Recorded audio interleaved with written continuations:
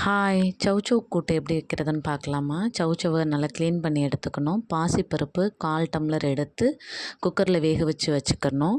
அதுக்கப்புறம் ஒரு கடாய் வச்சு கடலெண்ணெய் ஊற்றி, கடுகு, அப்புறம் நறுக்கி வச்சுருக்கிற சின்ன வெங்காயம், ஒரே ஒரு பச்சை மிளகாய், ஒரே ஒரு தக்காளி அதை போட்டு நல்லா வெந்த உடனே நல்லா சாட்டே பண்ணிவிட்டு கருவேப்பிலை போடணும். அப்புறம் நறுக்கி வச்சுருக்கிற சௌசௌக்காய் போட்டு நல்லா அந்த எண்ணெயிலேயே கொஞ்சம் நேரம் வதங்க விடணும்.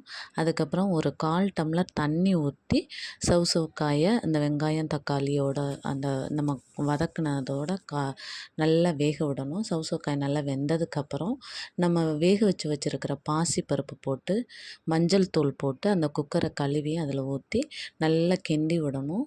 இதுக்கு இடையில் ஒரு பேஸ்ட் ரெடி பண்ணிக்கணும். தேங்காய் சீரகம் அதை நல்லா பேஸ்ட் பண்ணி அதை அந்த பருப்பு சௌசௌக்காயோட ஊற்றிடணும். ரொம்ப டேஸ்ட்டாக இருக்கும். கிட்ஸுக்கெல்லாம் கொடுக்கலாம். இந்த சௌசௌக்காயில் நிறைய சத்துக்கள் இருக்குது. அதை ட்ரை பண்ணுங்கள்.